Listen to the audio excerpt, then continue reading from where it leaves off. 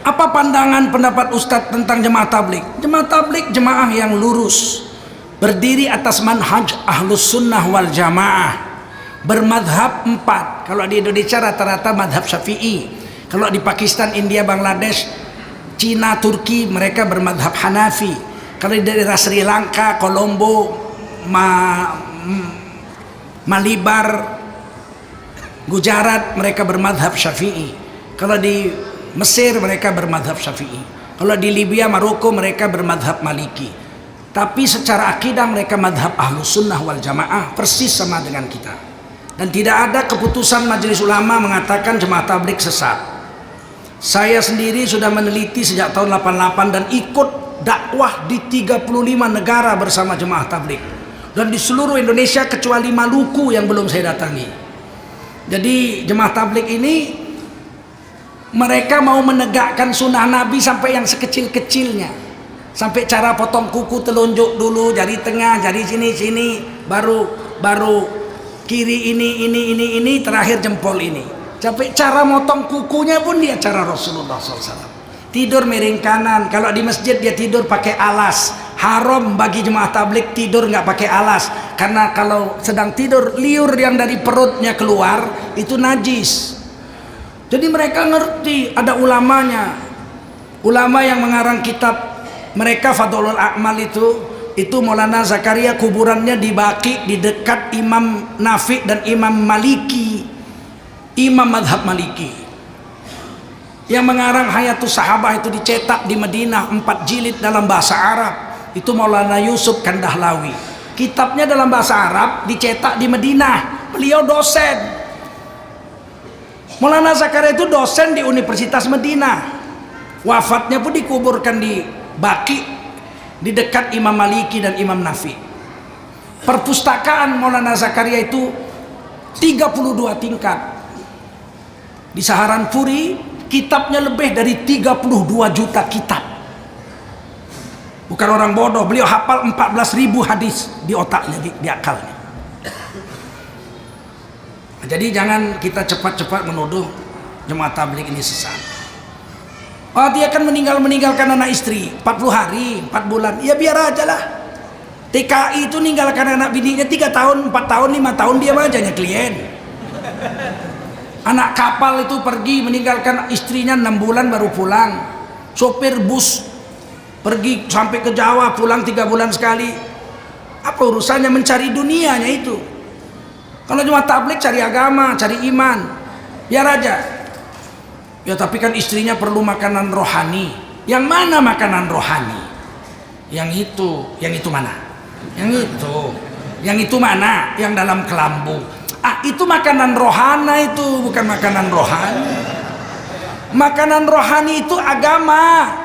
Ya ayyuhalladzina amanu qu anfusakum wa ahlikum naro. Jaga anak istrimu dari neraka, ajarin dia agama, ajak dia sholat, wajibkan dia tutup aurat, beri makanan yang halal, ajari dia zikir, bawa dia umroh, pergi haji. Itu makanan rohani. Kalau yang di kelambu itu bukan makanan rohani, itu makanan rohana itu. Paham? Harus kita bantu jemaah tablik. Setiap masjid mesti menyediakan dapur untuk mereka masak, beri kamar mandi untuk mereka cuci pakaian. Seharusnya yang nyuci pakaiannya kita, yang beri makan dia kita, karena 3 hari tamu wajib diberi makan. Baru wali kota Bengkulu yang mengeluarkan surat, seluruh tamu jemaah tablik yang datang ke Bengkulu wajib diberi makan 3 hari di masjid masing-masing. Baru wali kota Bengkulu. Ini tentang tablik. Yang diajaknya bagusnya, preman-preman lagi mabuk, datang dia, assalamualaikum. Marah preman tuh, tapi nggak bisa bilang apa-apa. Waalaikumsalam. Saya pernah ikut itu. Masih remaja-remaja lah saya. Udah kuliah, udah di dosen, tapi belum kawin. Assalamualaikum. Waalaikumsalam. Ada apa? Kita ini bersaudara. Amirnya orang Malaysia. Kita ini bersaudara. Diikat dengan kalimat La ilaha illallah Muhammadur Rasulullah. Hidup tak lama, kejap lagi pun mati. Mari kita siap-siap ke masjid, kita sholat maghrib, kita dengarkan tentang pemikiran iman dan amal soleh. Serap, kamput satu ceret itu disiramkan ke kami. Saya langsung gulung tanganku kungfu lah kawan ini, gue pikir belum tahu dia siapa tengkujulkan lainnya. Kata Amir orang Malaysia tuh, jangan cikgu, jangan cikgu, biar cikgu kita nak kena mesti sabar kita nih cikgu, kita nih dakwah. Apa boleh buat lah, ngalah juga awak. Sampai masjid mandi ganti jubah doa. Tengah malam jam 2 atau jam 1 datang orang menggedor-gedor masjid tengah malam. Ampun, ampun. Siapa ampun ini? Sekali dibuka yang menyiramkan kamput tadi. Ampun, tolong. Cium kaki minta ampun. Kenapa? Dalam mimpinya datang malaikat bawa tombak, ditombak lehernya. Minta maaf kau, kalau enggak kubunuh kau malam ini. Ampun. Keluar dia 40 hari. Jadi baik pula preman itu. Jadi memang ada baiknya juga lah jemaah tabligh itu. Kita nggak sanggup kita mendatangi orang. Rasulullah mendatangi, iya. Bahkan Rasulullah mendatangi orang untuk sholat sunat. Lihat di dalam kitab Riyadhus Shalihin, bab sholat sunat. Nabi mengetuk rumah Sayyidina Ali. Assalamualaikum kata Nabi. Ya Ali, qum. Wahai Sayyidina Ali, bangun. Sholat tahajud. Apa kata Sayyidina Ali? Saya ditidurkan oleh Allah. Kalau Allah bangunkan saya bangun, kalau Allah tidurkan saya tidur. Ditepuk Nabi pahanya.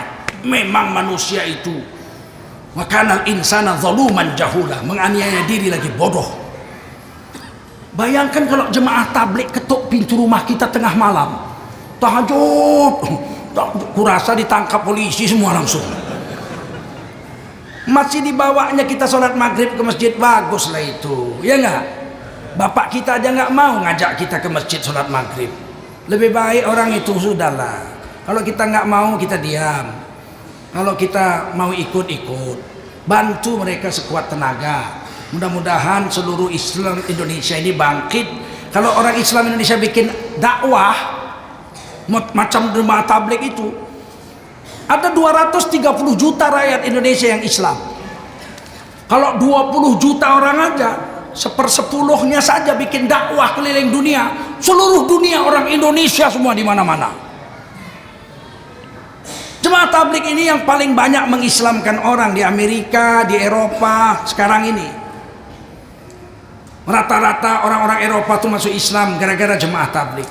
Termasuk Mikhail Abdul Aziz, Mike Tyson, itu masuk Islam karena dakwahnya orang-orang jemaah tabligh.